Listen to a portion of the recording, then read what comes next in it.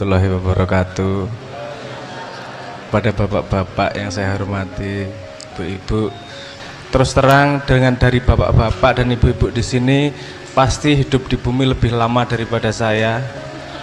Saya lebih sebentar hidup di bumi, jadi saya kalau nuturi mesti salah karena pengalaman akal masih kalah sama pengalaman hidup pasti.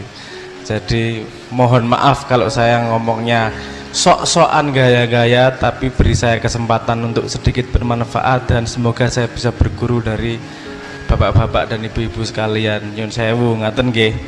Sekarang saya tidak akan ceramah, saya akan nyerocos. Ya, nyerocos mawon sak kocape, sak plekotote, sak metune mawon. Nyun sewu kalau kalimat saya salah-salah. Saya tidak akan ngomong panjang lebar, saya cuman lagi-lagi karena berangkatnya saya tidak berani nuturi, saya pengen cerita dari pengalaman saja. Pengalaman bagaimana Al-Quran sangat membantu saya menghadapi kesulitan dalam hidup, menghadapi masalah dalam hidup dengan konsep yang sangat-sangat sederhana. Hanya satu sebagian kecil Quran saja sudah sangat membantu kestabilan hidup saya.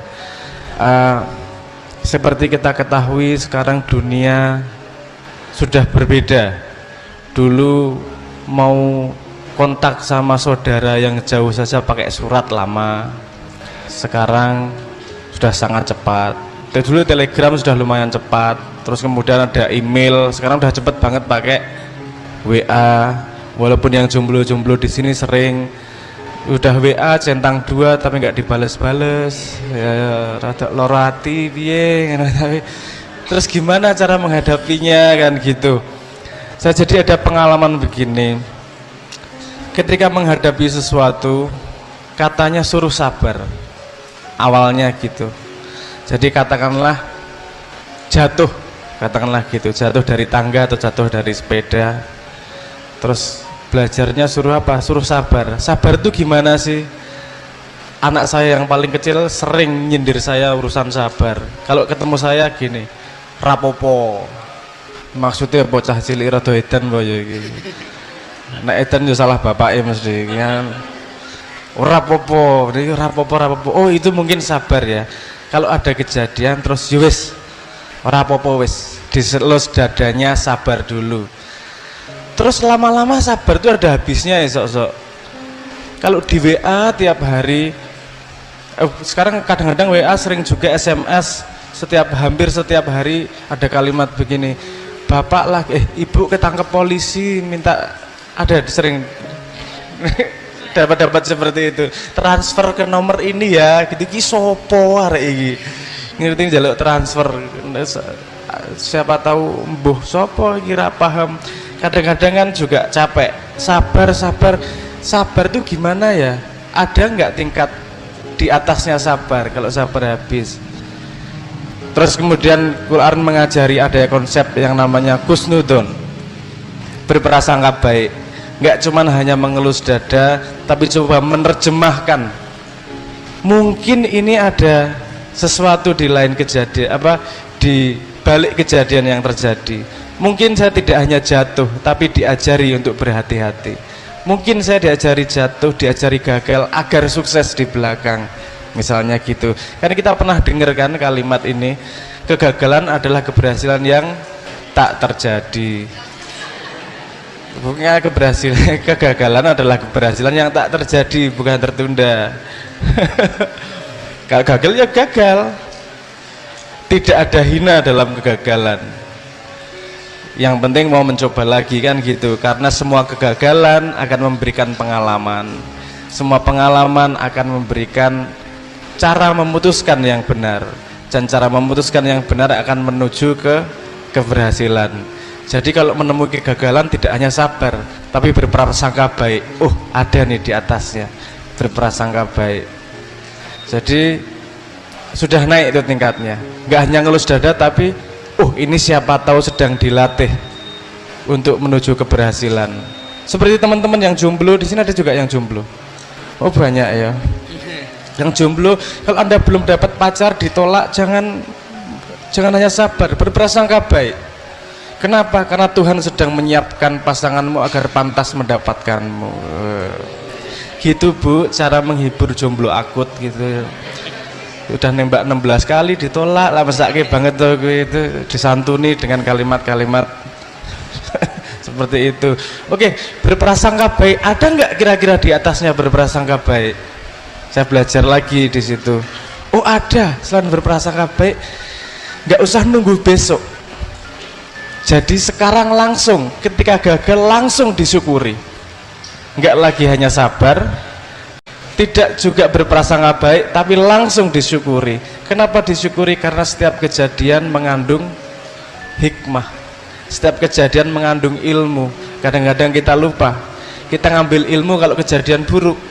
Kalau kejadian baik kita tidak mengambil ilmunya, seringnya gitu. Kita kan seringnya dapat kejadian kegagalan, kita ambil hikmahnya. Ditolak, kita ambil hikmahnya. Ngelamar orang itu, kita ambil hikmahnya. Tapi nek ngelamar ditompo, diambil hikmahnya atau enggak? Biasanya langsung milih tanggal, orang sempat mikir ilmunya apa sih sebenarnya, kan gitu. Jadi ternyata kejadian yang buruk tidak hanya harus disabar, tapi berprasangka baik juga disyukuri, karena kejadian itu merupakan pintu ilmu terhadap sesuatu yang lebih besar. Tapi ada enggak sih di atasnya lagi bersyukur? Saya menemukan di atas bersyukur ada yang namanya ikhlas. Ikhlas tidak lagi gini, kalau tadi sabar adalah ngelus dada, ya wis lah rapopo kalau menurut anak saya. Yang kemudian yang kedua berprasangka baik, siapa tahu di masa depan ini menjadi lebih baik gitu. Terus kemudian di atasnya lagi bersyukur, nggak usah masa lalu, sekarang aja ini sudah pintu ilmu yang bisa saya ambil. Berikutnya adalah ikhlas. Ikhlas itu gimana? Tuhan memang menyiapkan sebab akibat atau yang disebut sebagai hukum sunatullah, hukum alamnya memang seperti ini. Kalau saya jatuh bukan salah siapa-siapa, memang karena saya tidak berhati-hati, karena memang saya tidak memperhatikan hal-hal yang bisa mencelakakan saya. Jadi besok hari ini saya ikhlas dengan kejadian ini, saya mendapatkan ilmunya, saya akan berhati-hati ke depannya, dan saya sudah selesai dengan kejadian itu. Jadinya ikhlas, ridho terhadap apapun yang diberikan sama Tuhan. Ketika mencapai ikhlas itu, kita akan otomatis mendapat kewaspadaan, otomatis mendapatkan syukurnya, mendapatkan prasangka baiknya, dan mendapatkan sabarnya. Karena kita sangat susah kadang-kadang untuk waspada itu. Banyak tipuan-tipuan yang kita hadapi, tidak hanya sehari-hari. Tipuan yang bahkan kita tidak sadar kalau itu tipuan, dalam tanda petik ya. Saya kasih contoh begini saja. Bu, di rumah pakai listrik enggak? Listriknya lampunya hidup ya. Boros mana Bu? Lampunya hidup terus atau hidup nyala gitu? Boros mana Bu? Hidup nyala gitu Bu ya. Ini salah satu contoh tipuan saya Bu. Tidak waspada. Karena kalau hidup sama nyala sama saja. Kalau hidup mati, nah lebih boros mungkin Bu. Kalau hidup nyala, apa bedanya? Sama saja. Paham maksud saya ya? Bahwa ternyata kadang-kadang kita tidak waspada. Kadang-kadang kita meremehkan hal yang sederhana. Kita nyari hal-hal yang besar. Misalnya pengalaman saya sebagai manggung band, manggung di atas panggung ini kok penontonnya malah tertawa-tawa sih, nggak ikut nyanyi sih. Saya nggak menyalahkan mereka, saya mencari apa ya yang salah sama diri saya. Ternyata lali resletingnya belum dinaikin. Nah misalnya gitu, ini kejadian berkali-kali itu, sampai saya sudah malunya hilang, lupa terus ya. Oh enggak, hal ini enggak lupa. maaf ya.